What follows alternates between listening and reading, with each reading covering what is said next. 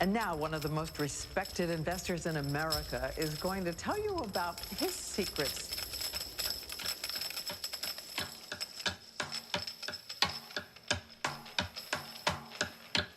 Warren Buffett. It's the sound of money. $9.2 billion. Buffett, the second richest man in America. He's estimated to be worth about $62 billion. It makes him the richest man in the world.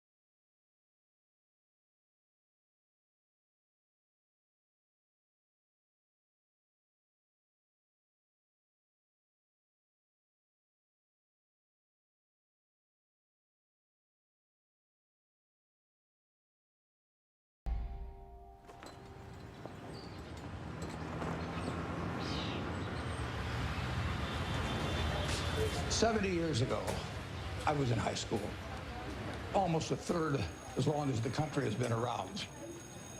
And when I was in high school, I really only had two things on my mind: girls and cars. and I wasn't doing very well with girls, so we'll talk about cars. But let's just imagine that when we finish, I'm going to let each one of you pick out the car of your choice. Sounds good, doesn't it? Pick it out, any color, you name it. It'll be tied up with a bow, and it'll be at your house tomorrow. And you say, well, what's the catch? And the catch is that it's the only car you're going to get in your lifetime. Now, what are you going to do knowing that that's the only car you're ever going to have and you love that car? You're going to take care of it like you cannot believe. Now, what I'd like to suggest, you're not going to get only one car in your lifetime, but you're going to get one body and one mind, and that's all you're going to get. And that body and mind feels terrific now, but it has to last you a lifetime. I'm on the way to the office. It's all of a 5-minute drive. I've been doing it for 54 years. One of the good things about this 5-minute drive is that on the way there's a McDonald's, so I'll pick up something. Good morning. Thank you for choosing McDonald's. Go ahead and order whenever you're ready. I'll have a sausage McMuffin with egg and cheese. Anything else? That's it. Thank you. And I tell my wife, as I shave in the morning, I say either 261, 295, or 317. And she puts that amount in a little cup by me here, and that determines which of 3 breakfasts I get. Okay, 295. There's How the you two. doing, sir? Hey, great. You're on candid camera. I see. Hello, everybody. When I'm not feeling quite so prosperous, I might go with the 261, which is 2 sausage patties, and then I put them together and pour myself a Coke. Hi, how are you? 317 is a bacon, egg, and cheese biscuit, but the market's down this morning, so I think I'll pass up the 317 and go with the 295.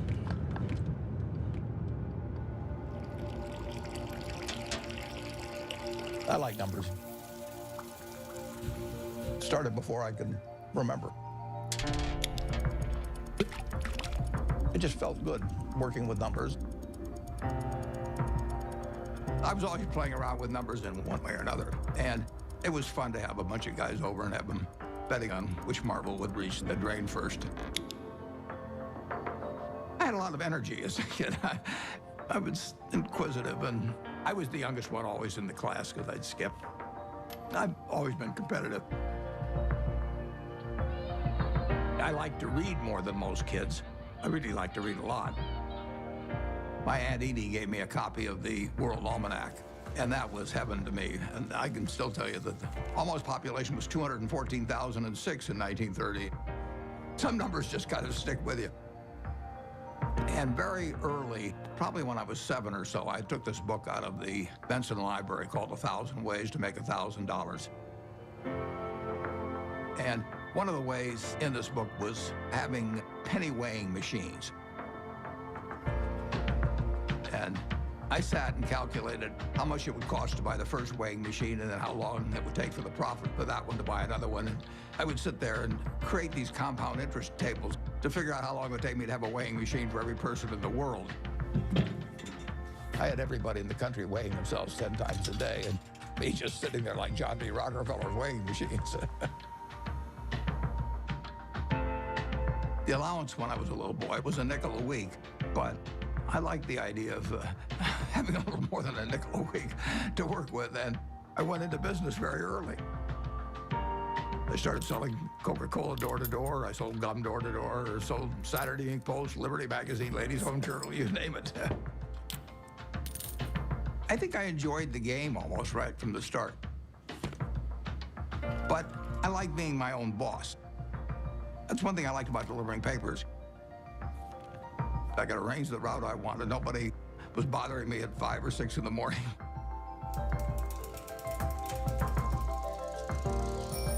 I was delivering 500 papers a day, and I made a penny a paper, but in terms of compounding, that penny turned into something else.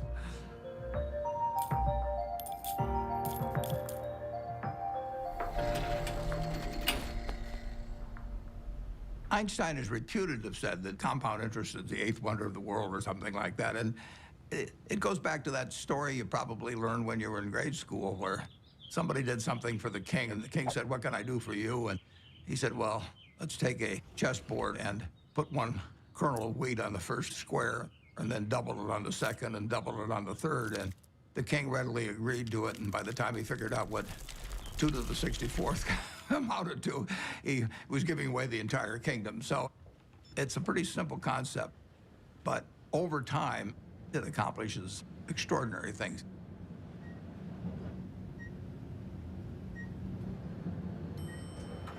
Berkshire is an amazing company. It's 4th largest company in the Fortune 500. He is the only person who has ever, from scratch, built a company that is in the top 10 of the Fortune 500.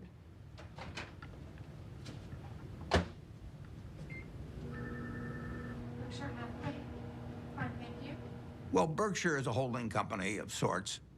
It owns a large number of separate businesses that operate independently of each other and, to a great extent, from the parent company, Berkshire Hathaway. What gold's been red hot? My favorite green gold. So strong. All right. Well, we're going to get more from you in a second. We have maybe 70, maybe 80 businesses, and we ask them to behave in a way that doesn't hurt our reputation at Berkshire Hathaway, but they run their own lives. Other people do most of the decorating of the office, so various things come in. Originally, when I moved in 1962, you can see this. I went down to the South Omaha Library, and I think for $1, I got 7 copies of old New York Times from big times like the Panic of 1907. This is one, 1929, obviously. But I wanted to put on the walls days of extreme panic in Wall Street, just as a reminder that anything can happen in this world. I mean, it's instructive art, you can call it.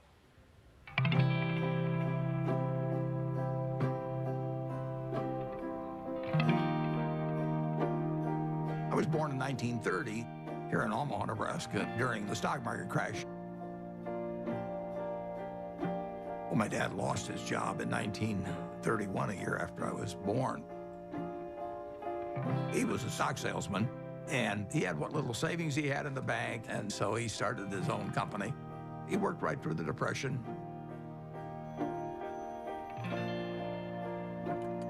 He had an investment company, and as an adult, when I look back, I thought, wow, did that ever take a lot of nerve?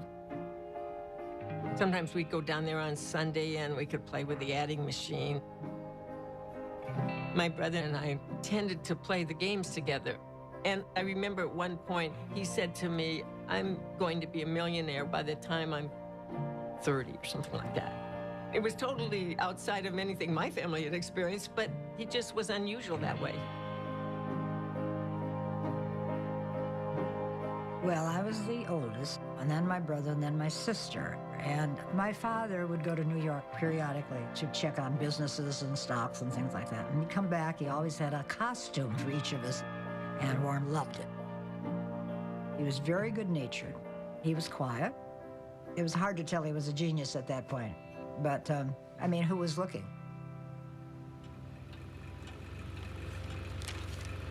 The first books I read on investment were actually in my dad's office.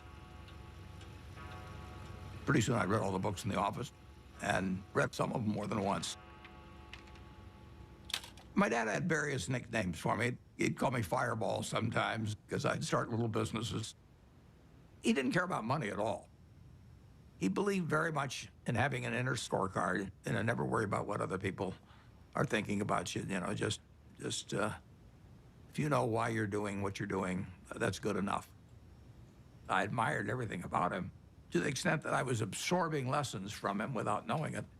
And the idea that all lives have equal value is something that all three of his children felt since I can remember. My dad, at one point, ran for Congress when I was 12 or so. It was a very Republican household. I campaigned for him, my sisters campaigned for him. The whole family did. My mother was very, very bright, and she was very gregarious. She was a good campaigner for my dad. She had a lot of ambition, and I think my brother Warren got a lot of his extreme competitiveness from my mother, actually. She was brilliant at math. You know, I guess they still had these things where you cranked them and things added up, and she could add it in her head faster than the machine could do it. She was absolutely amazing in that. She was very dutiful about taking care of the kids, but you didn't get the same feeling of love. It was there, but it didn't come out the same way as with my dad. In the nation, the only permanent way to prosperity is a balanced budget. Unless that goal is achieved, all post-war plans will collapse like Hitler's conquest. You have heard Congressman Howard L. H. Buffett, Republican member of the House of Representatives from Nebraska. When I was about 12 or 13, we moved to Washington, my family, and I was mad. I was having fun in Omaha. I lost all my friends, and now I moved to a town where they were all strange. So I was very, very unhappy. At school, I just lost interest. I took pleasure in tormenting my teachers. At that time, for example, AT&T was the stock that all teachers owned for their retirement. And I decided that it would drive my teachers a little crazy if I went short the stock, because when you go short a stock, you're betting that it will go down. So I shorted 10 shares of AT&T and then brought the confirmation to school and showed these teachers that I was shorting the stock. They found me a big pain in the neck, but they did think I knew a lot about stocks.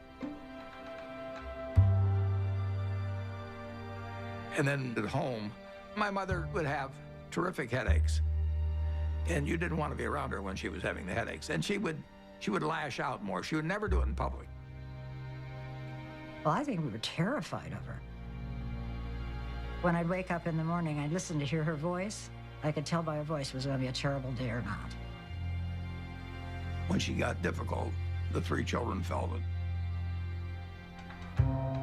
When I was at the low point, sort of, I decided that I would run away. So I talked two other guys into running away with me. We went out and we started hitchhiking. And then we got picked up by the highway patrol, and that scared the hell out of us. It's very interesting. My dad never really gave me help about doing this, but he finally said, you know, he said, you can do better than this. And just saying that, I mean, I felt I was letting him down, basically. So in all ways, He was teaching me. He never taught by telling me things. He just taught by example. He had unlimited confidence in me, even when I screwed up. And that takes you a long, long way. The best gift I was ever given was to have the father that I had when I was born.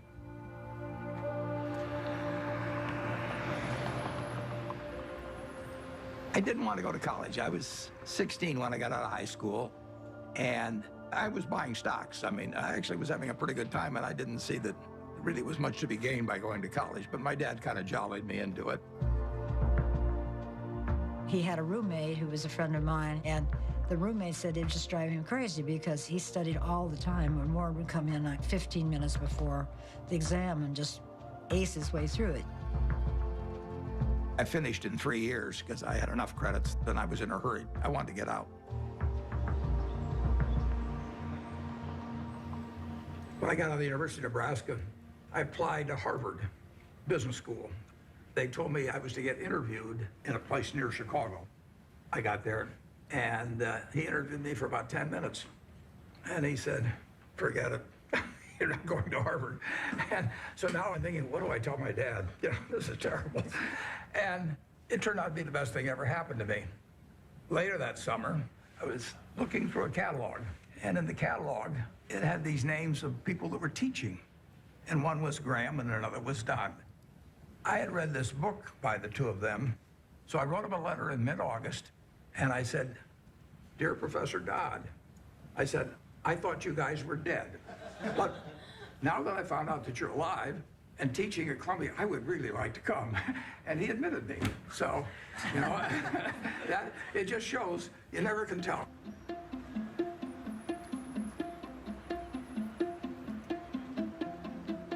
Gentlemen, that's Graham. Ben was this incredible teacher. I mean, he was a natural, and he drew us all in. Our Wall Street professionals are more accurate in the shorter term than the long-term forecast. Well, our studies indicate that you have your choice between tossing coins and taking the consensus of expert opinion. And the results are just about the same in each case. It was like learning baseball from a fellow who was batting 400.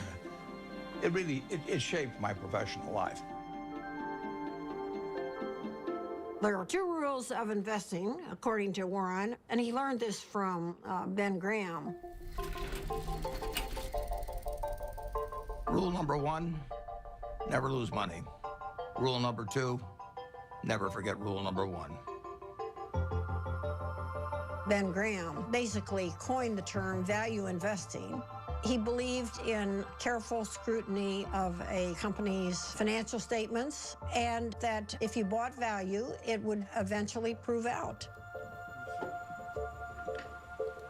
A few years ago, I went to Amazon, and sure enough, they had this manual there. So, while reliving my youth, other guys were going to Amazon probably and buying old Playboys or something, but I bought old Moody's manuals instead. And when I got out of school, I started selling stocks. I was 20 years old at the time and looked about 16 and acted about 12. So I was not the most impressive salesperson anybody ever met. But what I would do was I went through page by page looking for possibly undervalued stocks. Is this like going through an old family album? Better.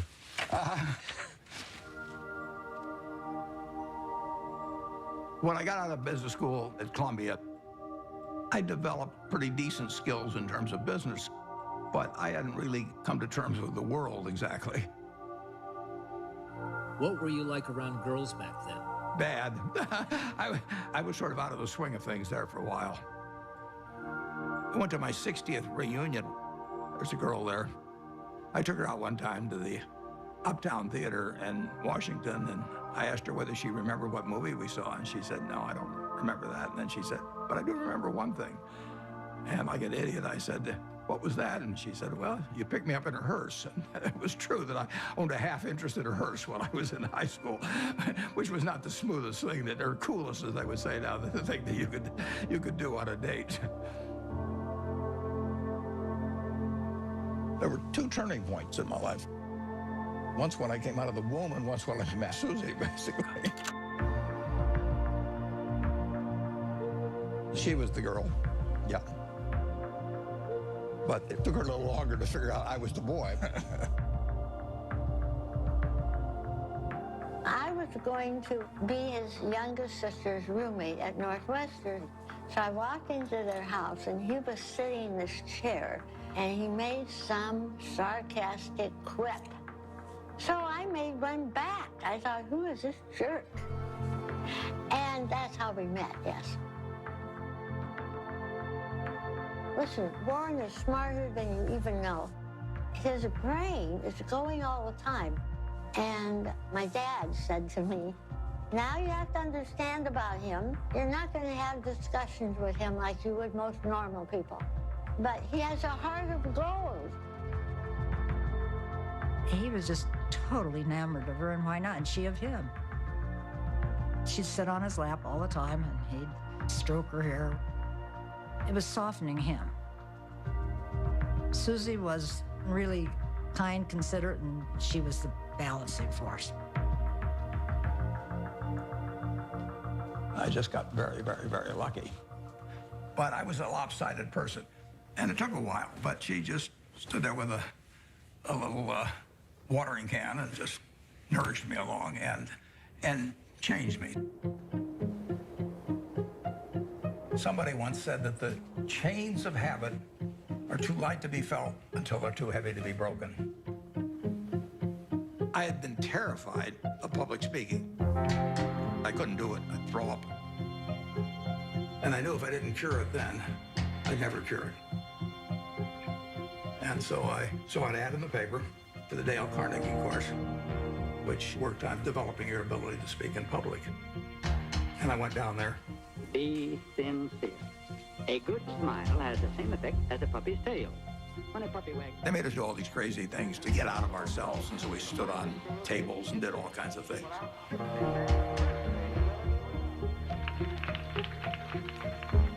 If I hadn't have done that, my whole life would have been different.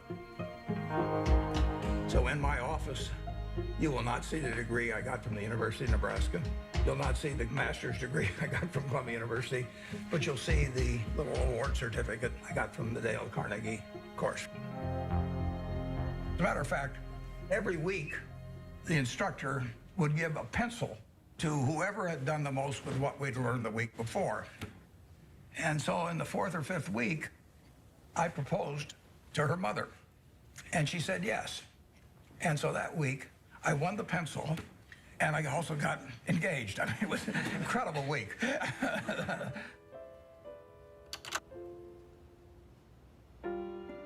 wedding date was kind of interesting because I couldn't see anything without my glasses, and I was so nervous that I just decided I'd take off my glasses and I wouldn't be able to see all those people out there.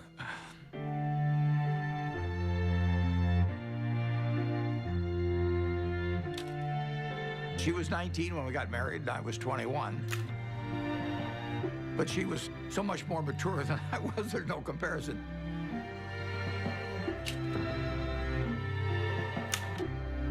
She was a better person than I was. But when you get married, it's not a question of saying I'm going to put a 14% factor in for humor and 17% for intellect and 22% for looks. It doesn't work that way. I knew it was the right decision, and it was.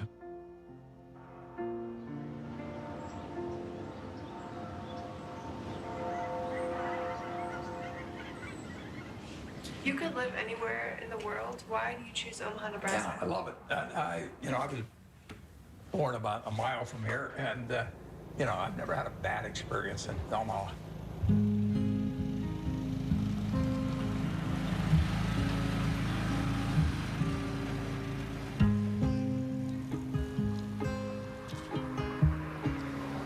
Omaha and Nebraska are home to me. Everything about it seems like home. It's a pace, it's relationships. There's a lot of continuity, there's a lot of community, there's a lot of friendship. It's a very solid place and friendly place in which to grow up and in which to conduct a business.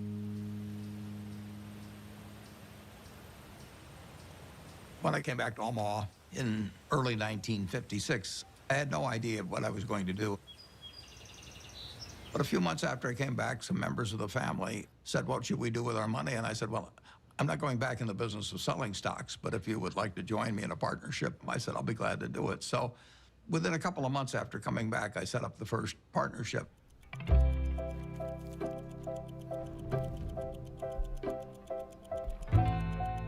I wrote all the checks individually. I filed 11 income tax returns. I took delivery on stocks for all the different companies.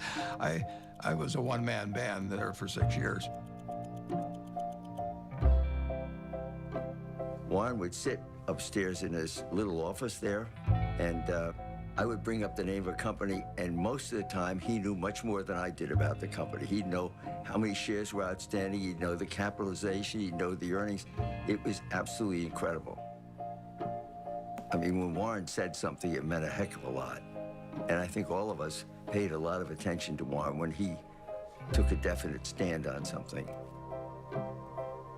When I first met Warren back in 1959, I recognized immediately that he was a very intelligent person. For the last 4 or 5 years, the stock market has been booming along and presumably forecasting better business, which has really not materialized.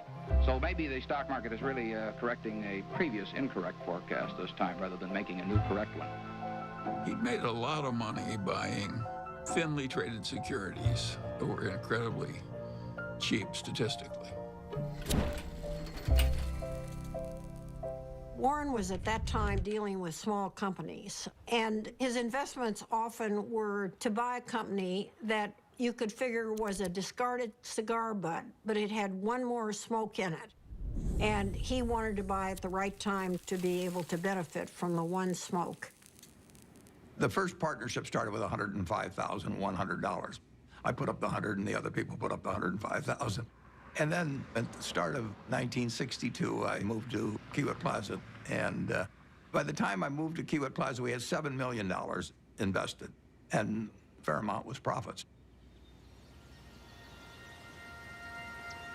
I was then renting a house. I never owned a house to that point.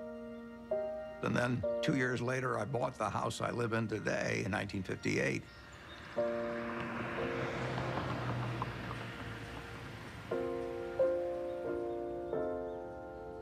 We had 3 children, Susie and I. And we had them young, incidentally, which was, I think, a very good thing.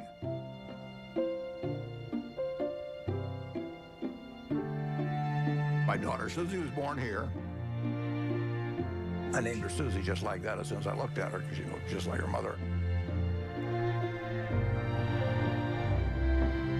And she was a cinch.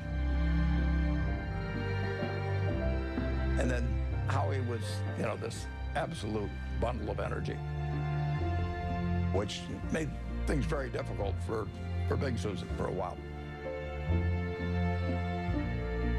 Peter again reverted back to Susie's personality, and he was an easy child.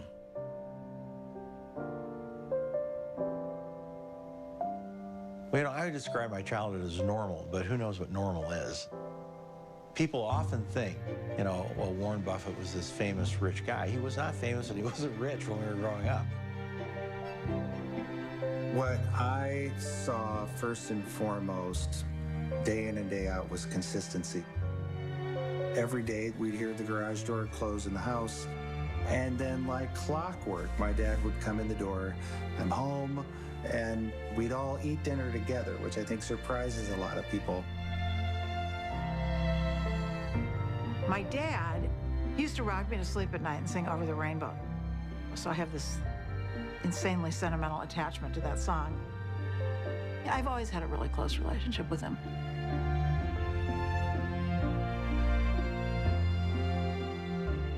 I've got 3 very different kids, and they've got a common heart, which they got from their mother.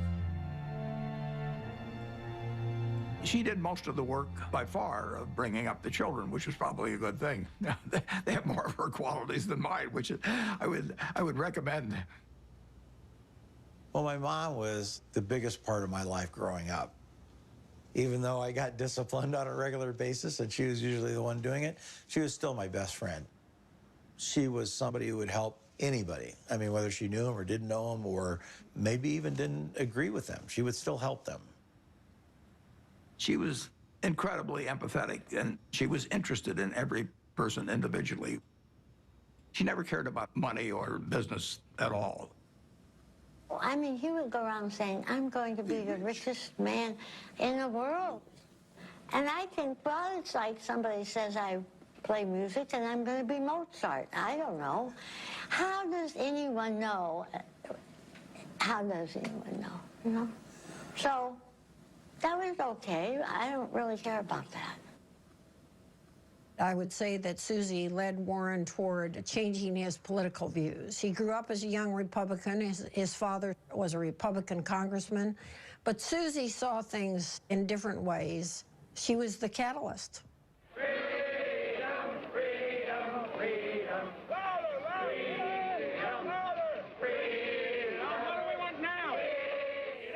When the children were growing up, I was very involved in civil rights. I was immersed in it, and I think that's what made Warren a Democrat. He would go with me to hear speakers. I remember that speech that Martin Luther King gave. That was one of the most inspiring speeches I've ever heard. I come to say to you this afternoon, Took me right out of my seat. My wife was with me, and we both had the same experience. It was interesting. In that speech, he talked about truth forever on the scaffold, wrong forever on the throne, but that scaffold sways the future. Well, he was going to be dead in 6 months, but that scaffold did sway the future. My wife was more active than I was, but I was 100% with her mentally. I was just working a little more on my own investments. But it did make a difference what we were going to do with the money after we made it. I thought I would pile it up over the years, then she would unpile it in terms of running one very large foundation. And I was particularly good at compounding money, and therefore society would benefit by waiting. I was genetically blessed with a certain wiring that's very useful in a highly developed market system where there's lots of chips on the table, and I happen to be good at that game. Ted Williams wrote a book called The Science of Hitting, and in it he had a picture of himself at bat and the strike zone broken into, I think, 77 squares. And he said if he waited for the pitch that was really in a sweet spot, he would bat 400, and if he had to swing at something on the lower corner, he would probably bat 235. And in investing, I'm in a no-called strike business, which is the best business you can be in. I can look at 1,000 different companies, and I don't have to be right on every one of them, or even 50 of them. So I can pick the ball I want to hit. And the trick in investing is just to sit there and watch pitch after pitch go by and wait for the one right in your sweet spot. And if people are yelling, swing you bum, ignore them. There's a temptation for people to act far too frequently in stocks simply because they're so liquid. Over the years, you develop a lot of filters. And I do know what I call my circle of competence. So I stay within that circle, and I don't worry about things that are outside that circle. Defining what your game is, where you're going to have an edge, is enormously important.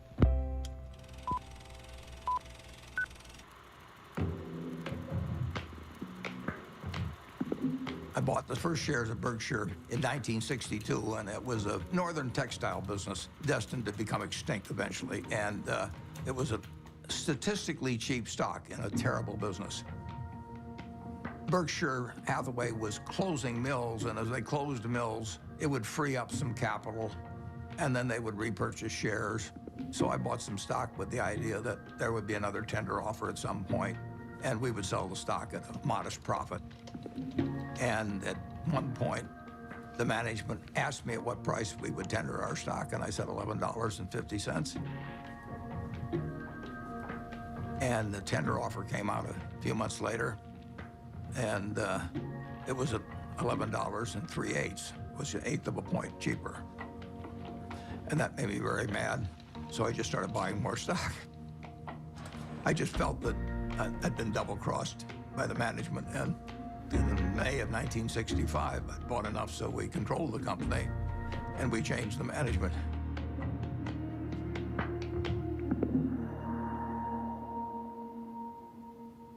That was a pretty silly way to behave, as Warren has recounted in retrospect. One of the reasons Warren's successful is he's brutal in appraising his own past. He wants to identify misthinkings and avoid them in the future. But it was an accident that he chose Berkshire Hathaway. If the chairman hadn't tried to cheat him out of an eighth, there wouldn't have been any Buffett-Berkshire Hathaway history. If you're emotional about investment, you're not going to do well. You may have all these feelings about the stock has no feelings about you. Looking back, it's interesting, that tender offer, I didn't realize it, but it happened about 5 days after my dad had died, and whether that had affected me or not, I don't know. Do you remember your last conversation with your father? Yeah, but I don't want to talk about it.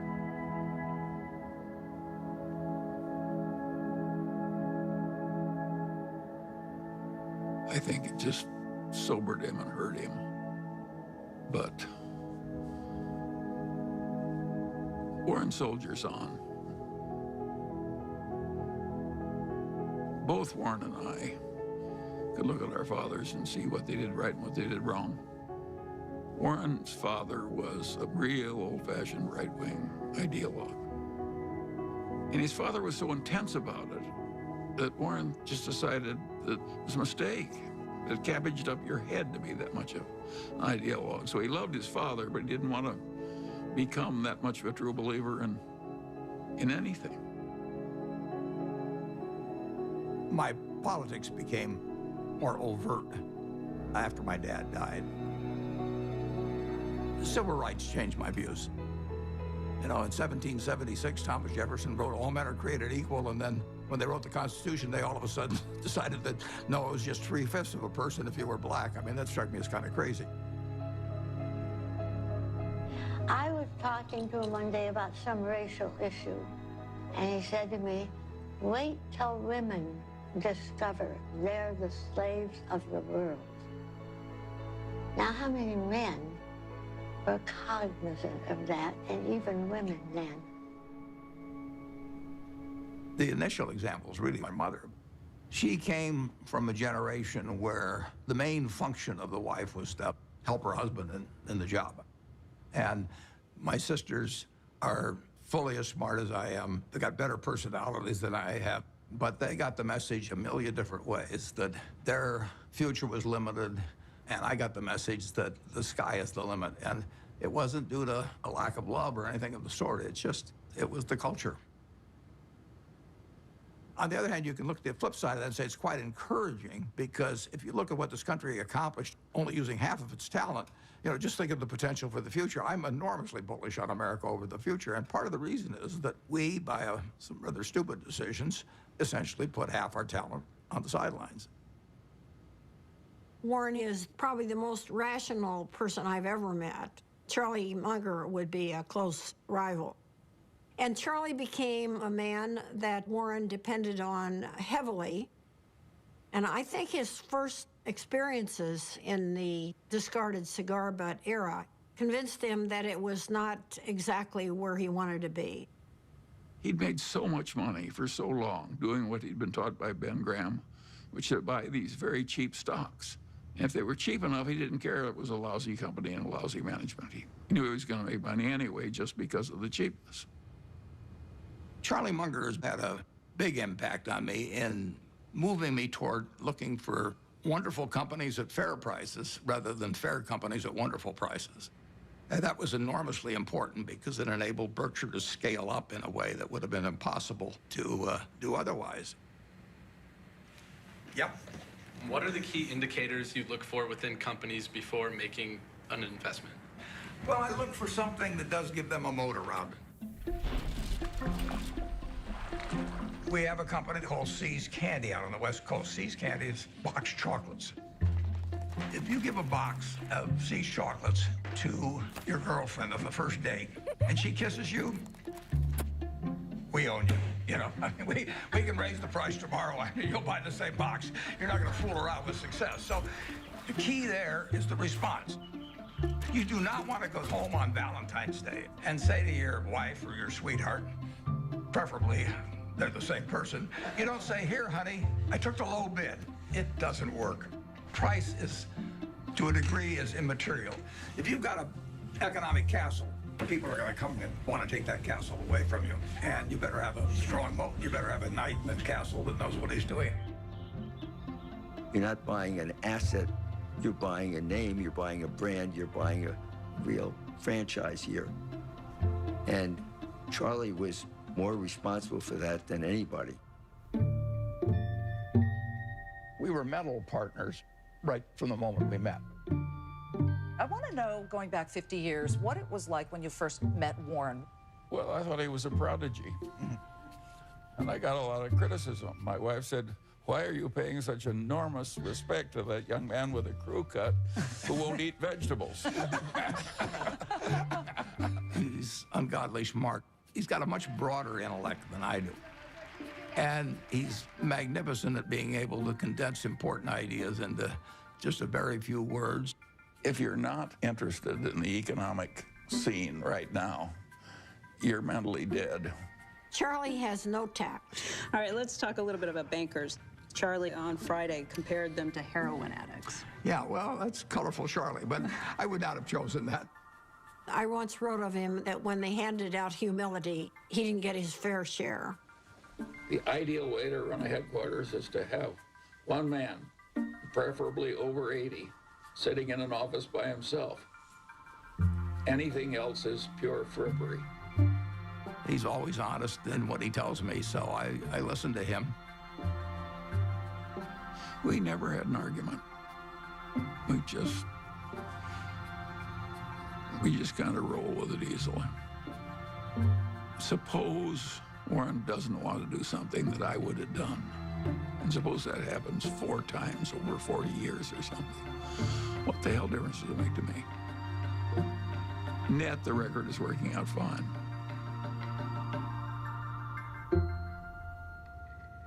Both of us know that we've done better by having ethics. Warren's not interested in making money by cheating people. Warren's opinions of Wall Street investment bankers would not endear him to their mothers. He feels that they're, for the most part, not out for their clients. They're out for their own business interests. In the late 1960s, there were just a flood of accounting shenanigans and mergers built upon false accounting and misleading people. It was a time when a lot of charlatans were prevailing in Wall Street and were being applauded by Wall Street. And I understood what the game was about, but I didn't want to play in it. So I closed down the partnership at the end of 1969, and I took on the title of chairman for Berkshire Hathaway. Well, I think the modern Berkshire is pretty much all a reflection of Warren. I have constructed a business that fits me. It's kind of crazy to spend your life painting if you're painting a subject you don't want to look at. I've gotten to paint my own painting in business on an unlimited canvas, in a way. It's a different sort of place. I work with a great group of people that make my life very easy and that take good care of me. We have 25 people in the office, and if you go back, it's the exact same 25, the exact same ones. We don't have any committees at Berkshire. We don't have a public relations department. We don't have investor relations. We don't have a general counsel. We don't have a human relations department. We just don't go for anything that people do just as a matter of form. It's exactly the life I like. And it's not work to me. It's just a form of play, basically.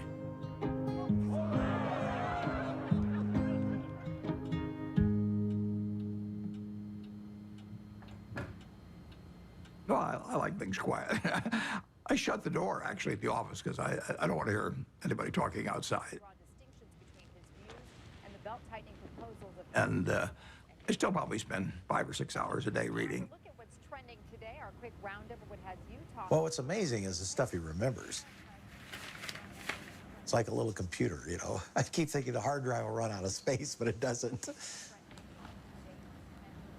He's one of the smartest people we know. So I was at a couple of the family dinners at the Gates house where Mary, Bill's mom, was trying to convince him to come out to the family place at Hood Canal to meet Warren Buffett. And he was resisting because he was really busy with Microsoft. And finally he said, Mom, okay, I'll come for lunch. So the two of us flew out there somewhat reluctantly because, you know, buying and selling stocks, which is how I thought of Warren, wasn't a particular interest to me and didn't seem like value added. It turned out that was completely wrong. We knew that day that we'd be very close friends. In fact, we just couldn't get enough of each other. Shortly after I met Bill Gates, Bill's dad asked each of us to write down on a piece of paper one word that would best describe what had helped us the most. Bill and I, without any collaboration at all, each wrote the word focus. Well, focus has always been a strong part of my personality. If I get interested in something, I get really interested. If I get interested in a new subject, I want to read about it, I want to talk about it, and I want to meet people that are involved in it. We both love to work hard. You know, neither of us like frivolous things. You know, he doesn't know much about cooking or art or a huge range of things. I can't tell you the color of the walls in my bedroom or my living room. I don't have a mind that relates to the physical universe well. Warren checking the Dow. But the business universe, I think I understand reasonably well. Warren's ability to size up people and businesses, it's a pretty magical thing. He is the best at that of anybody we know. We should all try to be 20% as good at that. I like to sit and think. And I spent a lot of time doing that. And sometimes it's pretty unproductive, but I find it enjoyable to think about, particularly about business or investment problems. They're easy. It's the human problems that are the tough ones. Sometimes there aren't any good answers with human problems. There's almost always a good answer with money.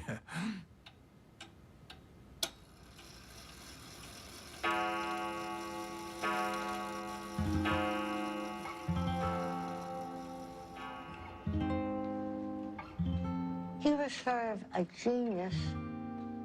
I think sometimes geniuses are by default lonely and isolated. He was not really well adjusted. He was just this funny, humorous guy who maybe had a moat around him because he was afraid and he didn't know anyone that he wanted to let in.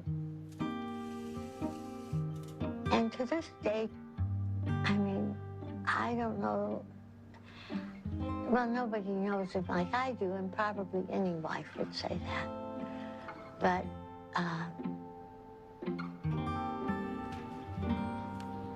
he's a loner in a sense. And it's difficult to connect on an emotional level because I think that that's not his basic mode of operation. He was there, physically, but he was upstairs reading all the time. I always told my mother we have to talk in sound bites. I learned that early on, that if you start, going into some long thing, unless you've explained to him ahead of time that it's going to be a long thing and you need him to hang in there, you lose him. You lose him to whatever giant thought he has in his head at the time that he was probably thinking about before you came in and really wants to get back to. He's not like the rest of us. I don't think my dad ever took anybody for granted, but you are a little bit blind, I think, sometimes to what other people might be doing behind the scenes. And my dad's gotten a little bit of a pass. Warren can't find the light switch, and it's probably my fault.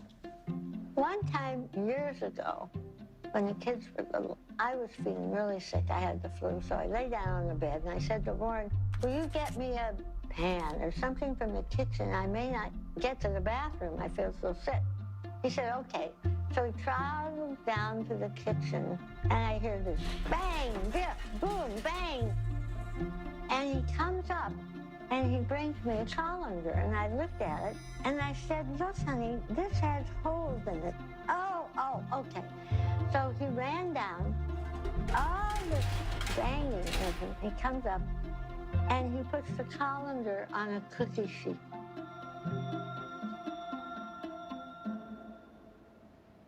Physical proximity to Warren doesn't always mean that he's there with you. He's so cerebral, you see.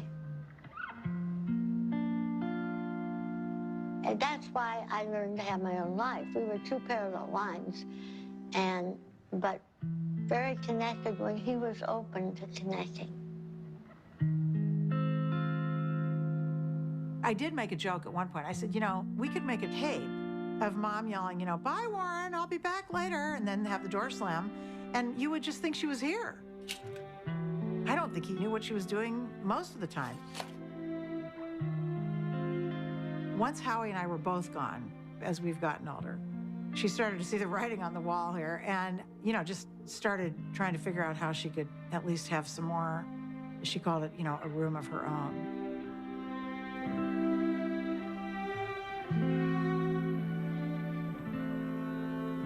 The worst mistakes involve not understanding other people as well as you might.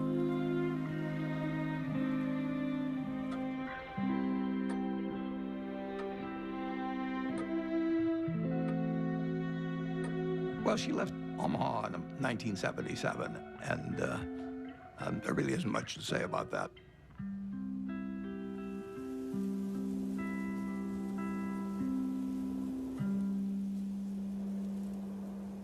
It was devastating for him. And I came home because I can't say I was mad at her exactly, but I kept thinking, how can you leave him? He can't function by himself. So my mother, she'd asked a bunch of her friends to sort of look in on him. And Astrid was one of them. So I called Astrid. I said, Astrid, will you take Warren, make him some soup? Go over there and look after him because he's not going to make it. And it took him a while to figure it out, but he figured it out. I said, I'm not leaving you because I'll be wherever you want me when you want me. My mom moved to San Francisco, and I think one of the reasons it was important for her to leave Omaha was because she just felt like she was kind of trapped in this environment, that everybody knew who she was, that she, you know, couldn't have her own identity. He knew that there was something she needed to do, and that she really recognized that the money gave us all and her a choice in a lot of ways that a lot of people didn't have. There was a time Warren was getting criticized that here was this very, very rich man who was getting richer every year and really wasn't giving a lot of money away. And there was terrific criticism by some people, which Warren never said anything about. The biggest thing in making money is time. You don't have to be particularly smart, you just have to be patient. Susie didn't want to wait as much as I did, but she never quite appreciated compounding like I did. That is a disagreement we have. I run a foundation now. I think we should be giving more money away. But I understand why we don't, because it's business. To me, the crux of it is that it wasn't the money itself. You can see that in the way he lives. I mean, he doesn't buy huge paintings or build big houses or anything like that. It's all mental with him. And the money is his scorecard. And he used to say to me, everybody can read what I read. It's a level playing field. And he loves that because he's competitive. And he's sitting there all by himself in his office reading these things that everybody else can read. But he loves the idea that he's going to win. I'll tell you how you do it. Have you ever seen a juggler juggle 25 milk bottles? How did he ever get to do that? The answer is he started with 1 bottle, then 2, then 3, and just kept doing it, and pretty soon he was at 25. And that's the way we did it. So basically, we started out with cash. and ended up buying a bunch of businesses, including insurance companies.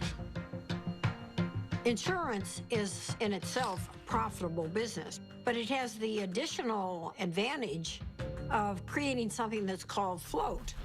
And float is the money that hangs around Berkshire while a claim is waiting to be paid. And Warren turned out to have an extraordinary ability to use the money thrown off by the float to buy companies that fed the growth of Berkshire. In 1983, Mrs. B cashed in on her business by selling control for $55 million to a company owned by investor Warren Buffett.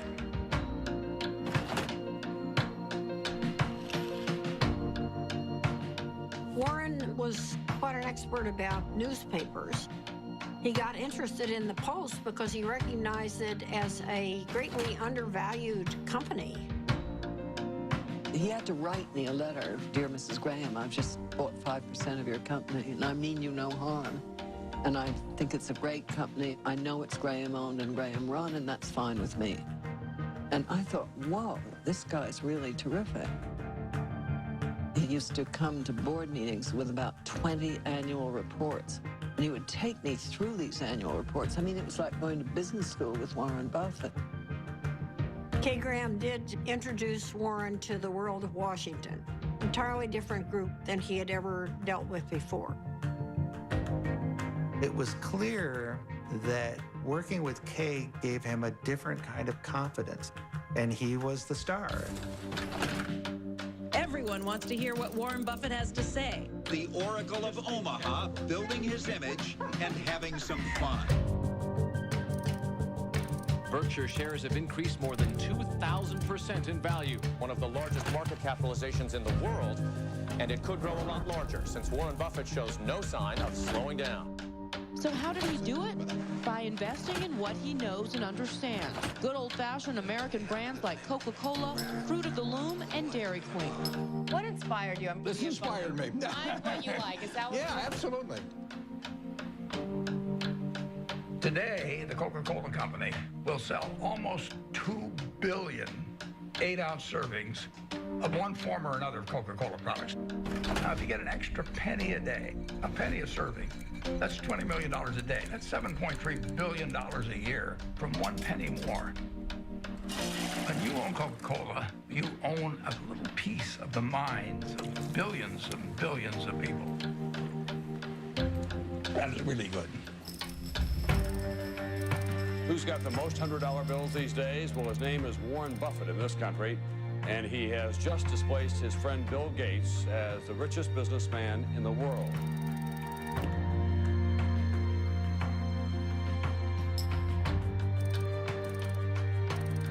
And the purpose of Wednesday's meeting was to discuss Buffett's company, Berkshire Hathaway's plan to purchase railroad giant Burlington Northern. Valued at $26 billion, this would be Buffett's largest acquisition ever. He's created Berkshire from virtually nothing into hundreds of billions of dollars of market cap. Nobody else has a record like that. He wanted to have an outstanding reputation, that he never really upset the apple cart when he bought a business, that he kept the management in place.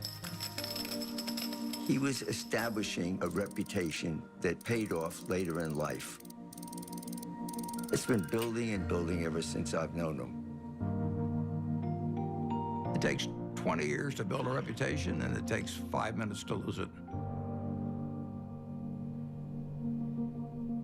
When Warren made his investment in Solomon, I was one of the people, along with many, many others, who were quite amazed, because he had taken a very critical tone in talking about investment bankers and about their greed. And here he was investing in one, Solomon Brothers, that was known to be a member of the club. Warren and Charlie went on the board, and Charlie couldn't stand what was going on there and didn't like the culture at all. And shortly after they got involved, the thing exploded.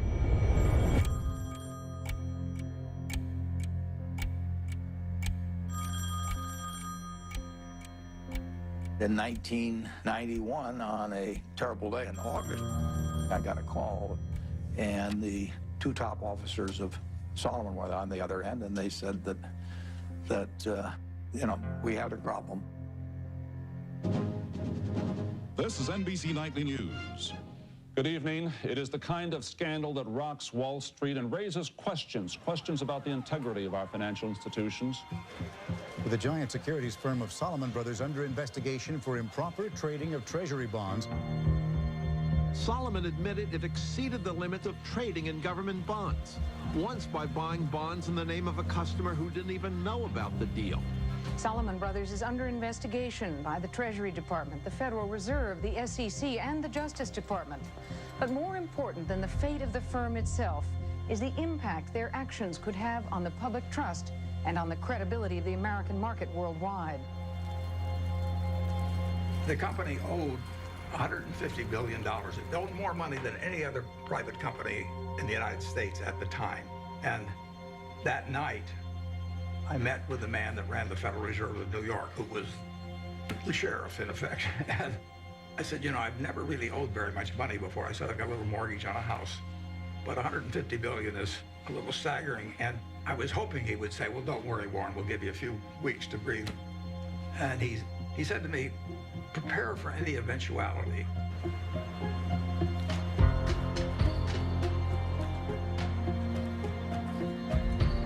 Earlier today, the U.S. Treasury Department announced that it had suspended Salomon Brothers from participating in the auction of new issues. It was one more jolt for a scandal-scarred Wall Street. The Fed was in effect saying, you're an evil force and we don't want you trading our bonds. It was a huge turning point for Warren. And he believed that at that particular point, his reputation was on the line. Warren had 24 hours to make up his mind as whether he was going to go forward or just bow out. And I think at that point, Salomon Brothers could have gone into bankruptcy. And Warren stepped up and took responsibility. Okay, I'm Warren Buffett. I was elected interim chairman of Salomon Inc. A few hours ago at a board of directors meeting. Why was it necessary for you to step in, and what is your mandate of leadership? I think that it was necessary to step in because I would do whatever was needed to dig out any bit of information about what's happened in the past, and I would do everything I could to make sure that things are exactly right in the future. Mr. Buffett, are you satisfied that the worst... I had to convince the Treasury that what was done in the past was awful and stupid, and they had every right to be furious at us. But this firm employed 8,000 people, and it was going to go out of business unless they let us continue, basically. Warren believed that there was a too big to fail scenario. The term was not used then, but he believed that Salomon was too big to fail. And if Salomon went down, it would take other important parts of Wall Street with it. We had this death knell from the Treasury, so I called the Treasury. Nick Brady was the secretary. I'm pleading for my life, and I'm sure my voice was cracking and everything else. I said, Nick, this is the most important day of my life. And that I really did feel that it was going to be a colossal disaster. He wasn't sure I was right at all. In fact, he probably thought I was wrong, but he knew that I felt what I was saying. So the Treasury modified its order, and in effect, of course, it was quite an endorsement. It was huge.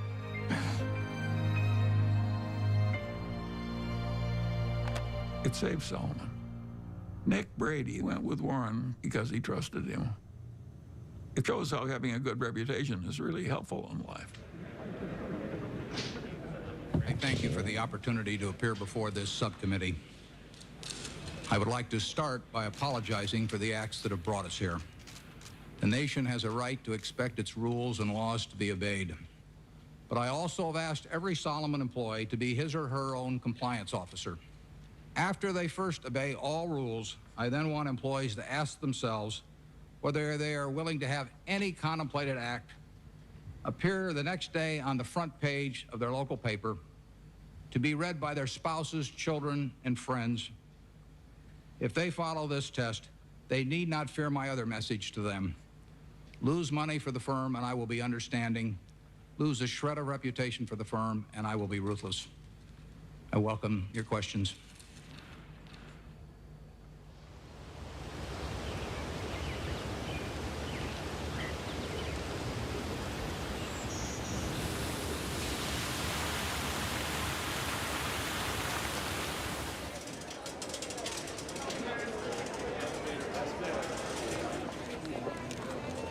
It's been 50 years since I formally took control of Berkshire Hathaway, and step by step, we've created something that is kind of what I dreamt we might create over time, but it took a lot of time to do it. It never seemed like we were making that much progress on any one day, but compound interest works. When you think back 50 years ago when you founded this company, did you ever imagine it would be the 5th largest company in the world? No, I didn't. But if I was thinking about it, I wouldn't have thought in terms of being the 5th, or the 4th, or the 3rd. You would have wanted number 1. Well, I mean, if you're going to dream, you might as well dream.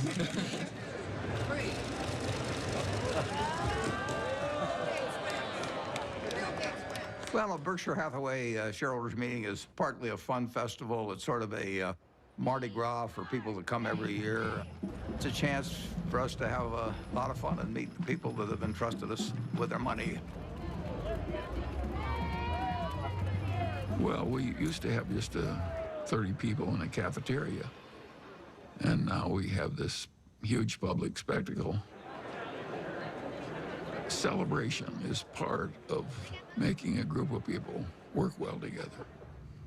It's a celebration. We are glad you're here at our meeting. Be sure to check out our wares. We'll sell you See's candy and dilly bars and insurance for all of your cars. For it's buy all you see at the Berkshire Show.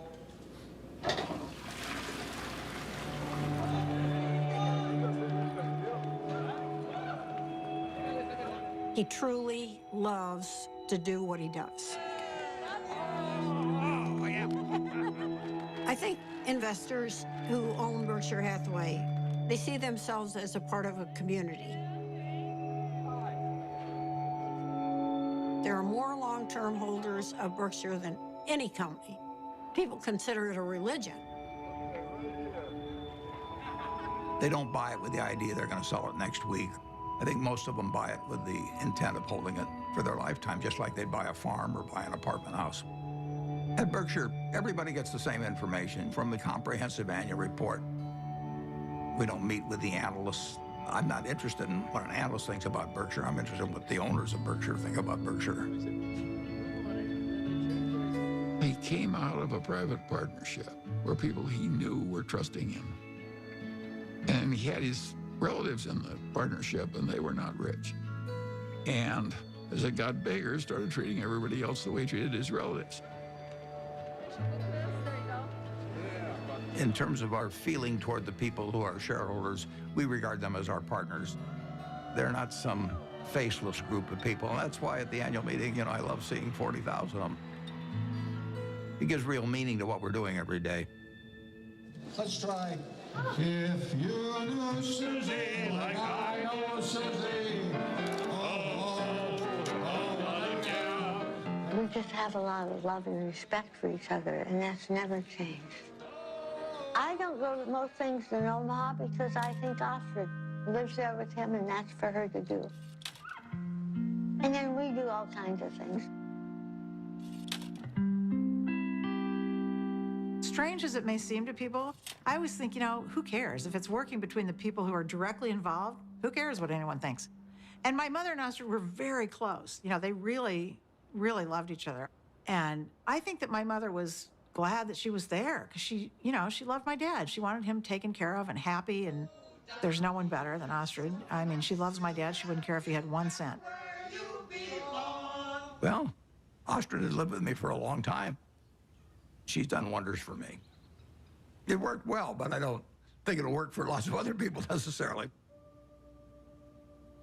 Susie and I loved each other, and we admired each other, and we were totally in sync with what the other was doing, but we were two different individuals.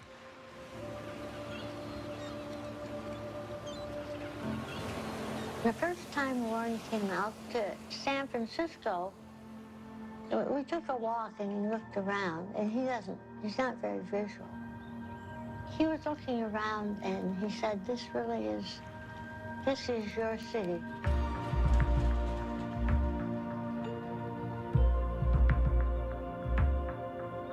I am so drawn to color and light and form and nature that he thought it was a good place for me. Over the years, I've developed a better understanding of human nature.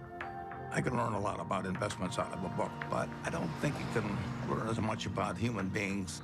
You really need some experiences, and I'm wiser in that respect than I was 40 or 50 years ago, even though I can't rattle off numbers the same way I used to be able to.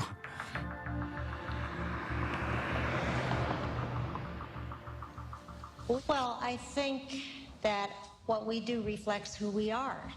That's true for everybody in this room. And if you do the work I do, you meet the best human beings in the world. People who've made a choice not to make money, but to serve other human beings. I think it's the best kind of life anyone could have. I was with her in Arizona at this Fortune Most Powerful Women's Conference, and she told me that she'd had a biopsy the day before, and I didn't really think much of it. Then we got home, and the biopsy results were not good. It was stage 4 oral cancer.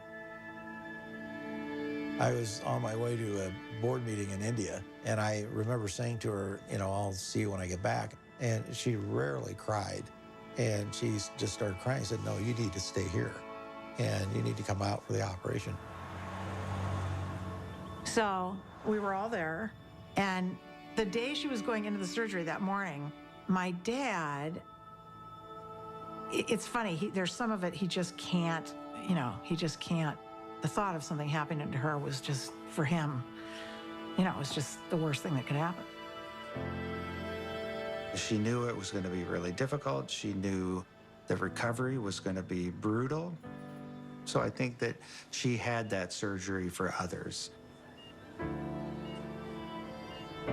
It was quite a big surgery. She couldn't talk, she couldn't swallow, she couldn't eat. But she came out, and I really was with her for the next 4 months or so. And my dad came out every week.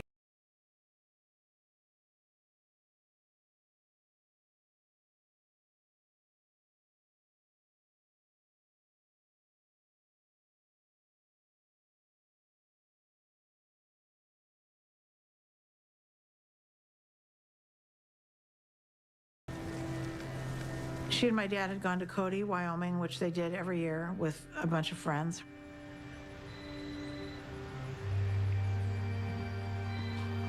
And my dad called, this was, I don't know, 8 o'clock at night or something. And he said, something happened to Mom. I'm in an ambulance. You need to come. I actually thought something happened to my dad. I don't know why I thought that, but I guess I thought, you know, my mom had this recovery, it was successful, and why would anything happen to her?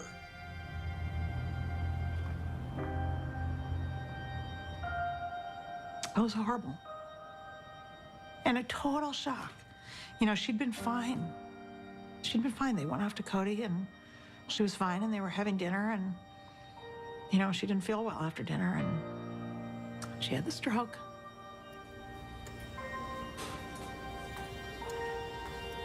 We went into the hospital room, and my dad was sitting there. He'd been sitting there all night, holding her hand. I was so proud of him, because when it came down to it, he knew what he was supposed to do, and he did it, which was nothing. So my dad went to sleep, and I sat with her, and I just kept putting my hand on her heart to see if she was breathing. And at one point, you know, I didn't feel anything. So I went out and I got the nurse. And I said, can you come in here? And she said, no, she's gone. So I have to say one of the worst moments of my life was waking my dad up to tell him that.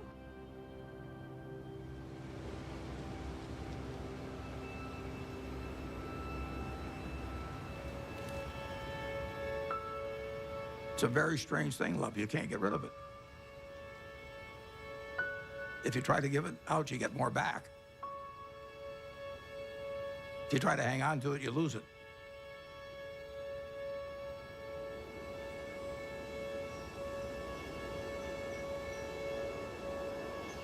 Susie really put me together.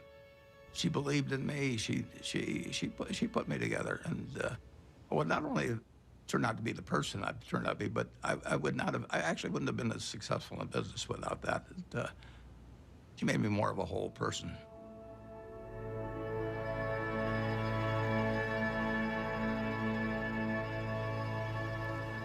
He went dark, essentially quiet and inward for a certain amount of time. You know, my dad is a solitary guy, and he had lived essentially a solitary life in a lot of ways. I think it came down to him figuring out how he was going to get through this tunnel and get out the other side.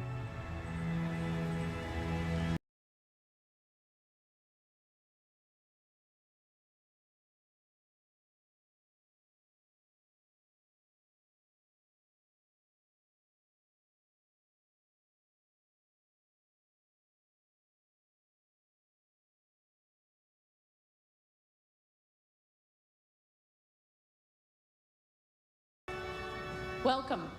I'm Patty Stonecipher, the CEO of the Bill and Melinda Gates Foundation. And we appreciate you coming today, especially since I sent a very vague and very late notice to ask you to come to a conversation with Bill and Melinda on the future of philanthropy. So let's get on with it. I have the pleasure of introducing a good man whose great decision is going to change the world, Warren Buffett.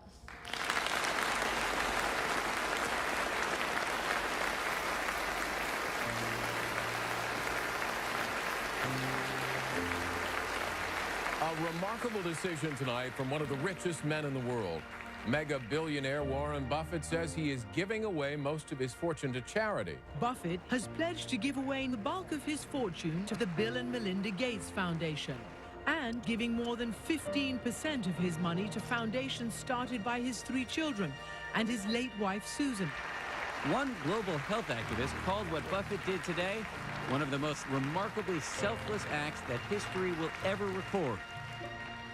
That's a better hand than I get at a Berkshire Hathaway meeting. I'd like to thank you for coming. It's a great day for me. It's a great day for my family. My wife, Susie, and I had planned that whatever I made would go back to society. And originally, I thought she would outlive me and that she'd make the big decision on it. But since her death, I had to rethink the best way to get the money into society and have it used in the most effective way. And I had a solution staring me in the face. It was completely out of the blue. I mean, amazing. The largest single gift ever given was what he gave away that day.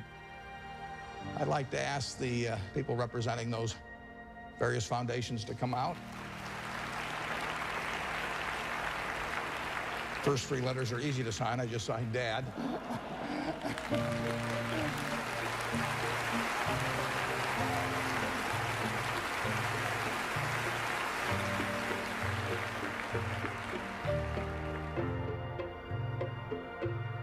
When he wrote the letter to us, he put something in that letter that was incredibly important to me, which was exactly how our foundation behaves, which is if you're going to try to bat 1,000, you won't do very many things that are important. But if you're willing to basically strike out a few times, you can really change something big. ICCN! Well, I feel terrific about the fact that my 3 children each run a separate foundation that combines their special interests, whether it's early education or whether it's farming in areas where people's techniques for using small plots of land could use a lot of improvement. All kinds of ways, vaccines, you name it. More powerful than Buffett's gift is the message he's sending to other wealthy Americans, that those who have the least in this world should benefit from those who have the most.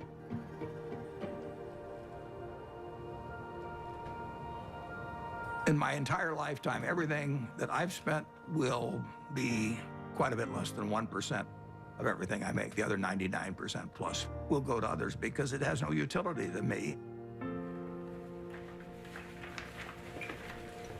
So it's silly for me to not transfer that utility to people who can use it. It's doing me no good.